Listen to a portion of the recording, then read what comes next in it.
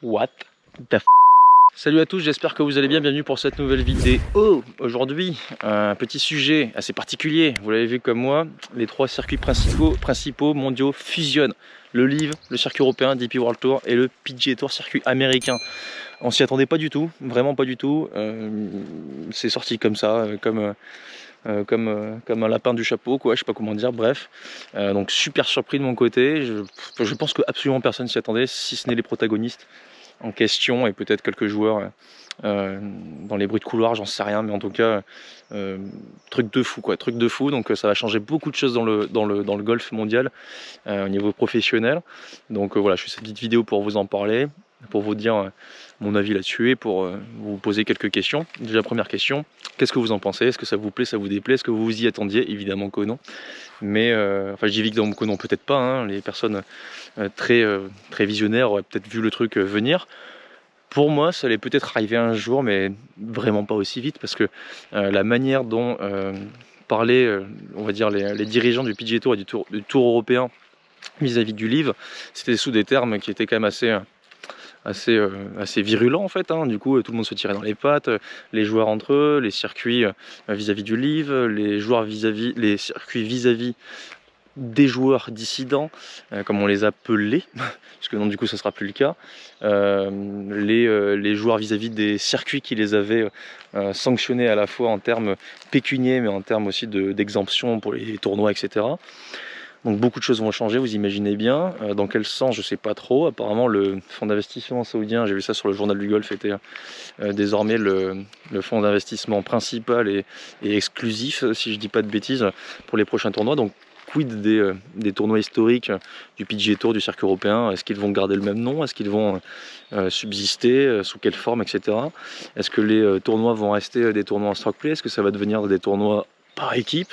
Ce que personnellement j'ai toujours rêvé, c'est-à-dire que bon, ok, il n'y a pas d'histoire pour l'instant avec les joueurs du LIV au niveau des équipes et tout, et puis je trouve les noms un peu ridicules, sachant que tout était créé de toutes pièces, mais dans le fond du fond, avoir des tournois par équipe dans le golf, on va dire dans le circuit principal, c'est pas si bête, avec des équipes entre guillemets comme le NBA en fait, hein, tout simplement, avec par secteur, peut-être par sponsor qui décide d'acheter des joueurs, etc. en mode mercato, ça pourrait être pas mal. J'ai toujours réfléchi à ça et je me suis toujours dit que ça pourrait être fun pour le circuit mondial.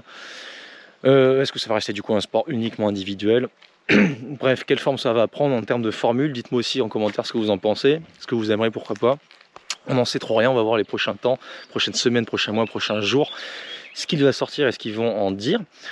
En tout cas, ce qui est sûr, c'est que, encore une fois, super surprenant vu les discours qu'ils tenaient entre eux. D'ailleurs, je pense qu'on va plus jamais entendre parler de certaines choses, notamment le fait que les Saoudiens ont du sang sur les mains, ce qui avait pu être dit à certains moments.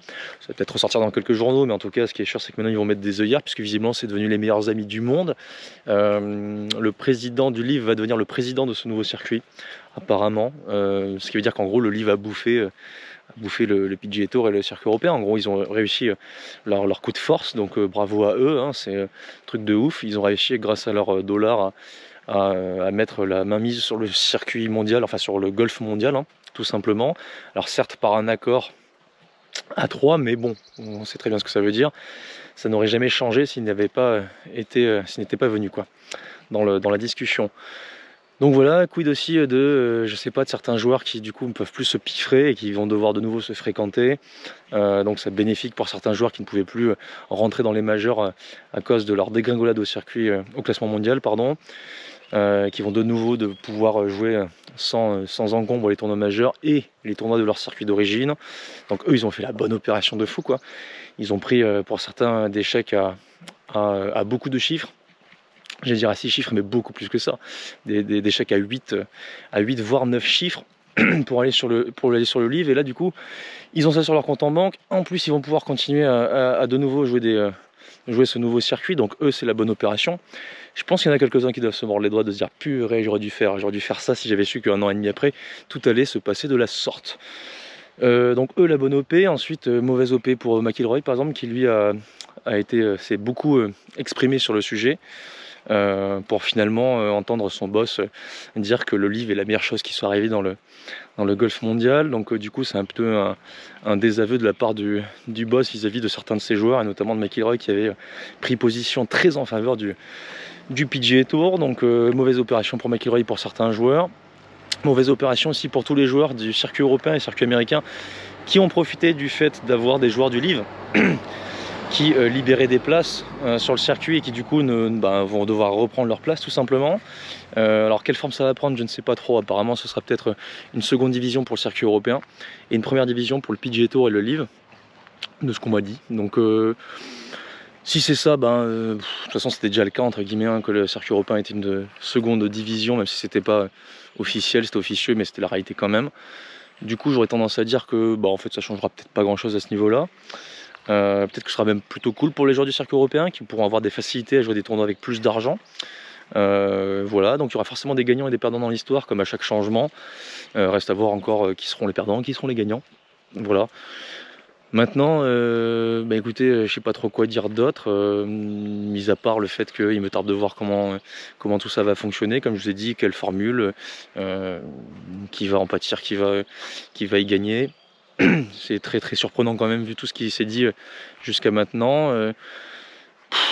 Ça va un petit peu tout chambouler, enfin tout est chamboulé quoi. Clairement c'est une énorme nouvelle dans l'histoire du golf tout simplement, professionnel et dans l'histoire du golf tout court, hein, puisque l'histoire du golf est très très écrite par le monde professionnel, vous le savez. Donc voilà, donc donnez-moi votre avis en commentaire, ça m'intéresserait bien de savoir, notamment sur certains sujets que j'ai peut-être pas forcément évoqué là tout de suite, puisque le premier truc qui me vient à l'esprit c'est ce que je vous dis, hein, ça sort brut quoi. Donc donnez-moi votre avis. Donc comme d'hab, s'il vous plaît, un petit like, ça m'aiderait bien quand même pour le référencement de cette vidéo, que je vous fais sur le pouce certes, mais que je vous fais très très vite pour vous intéresser au sujet. Et puis on se dit à très bientôt, peut-être pour la suite du feuilleton. Ah si quand même, la série Netflix Swing, qui l'année dernière avait commencé, sans le savoir, cette première saison sur Netflix de Swing, et qui était là juste pour justement le début des problèmes, on va dire ça comme ça, continue à tourner cette année. Donc certainement que l'année prochaine, Swing sera intéressant à suivre, ne serait-ce que pour avoir peut-être quelques dessous des behind the scenes de toute cette histoire quoi, à la fois du côté des joueurs qui vont suivre cette année, qui sont en train de suivre cette année, et peut-être même des circuits, je ne sais pas, mais ouais, du coup la série Swing de Netflix qui continue à tourner cette année, ils sont vraiment arrivés au bon moment, n'empêche, parce que là c'est vraiment un gros chamboulement dans l'histoire du golf. Voilà. Donc comme j'ai dit tout à l'heure, petit commentaire, petit like, petit abonnement, petite cloche des notifications, ça m'aiderait bien. Surtout en ce moment où c'est un petit peu dur YouTube, je pense que tout le monde est en train de jouer au golf et il mate pas trop ses écrans. Et puis je vous dis à très bientôt pour une prochaine vidéo, peut-être un prochain épisode de la sorte, en train de promener mon chien, en train de me faire bouffer les jambes par les moustiques, pour vous parler du livre ou du nom que ça va prendre, ce nouveau circuit mondial, le World Golf quelque chose, j'en sais rien. Et ou d'autres sujets quoi, voilà. Allez, à plus. Ah oui, d'ailleurs, j'avais oublié un petit truc, j'ai vu que c'est Adrián Otegui, le joueur espagnol basque, qui s'entraîne en France d'ailleurs, qui a pris une amende de 300 000 € pour le DP World Tour. Il en est question de... Enfin, qu'est-ce qui va se passer avec ça? Il y a des joueurs qui ont non seulement été sanctionnés au niveau, on va dire, de leur exemption pour les tournois, mais ils ont été parfois sanctionnés au niveau financier, pécunier. Et il y a des jugements qui ont été statués. Donc est-ce qu'ils vont revenir sur ces jugements? Est-ce qu'ils vont les dédommager? Enfin bref, je pense qu'il y a pas mal de joueurs qui doivent se frotter les mains actuellement. Voilà. Et d'autres qui doivent se dire purée et s'arracher les cheveux. Voilà, c'était tout. Allez, de nouveau à plus.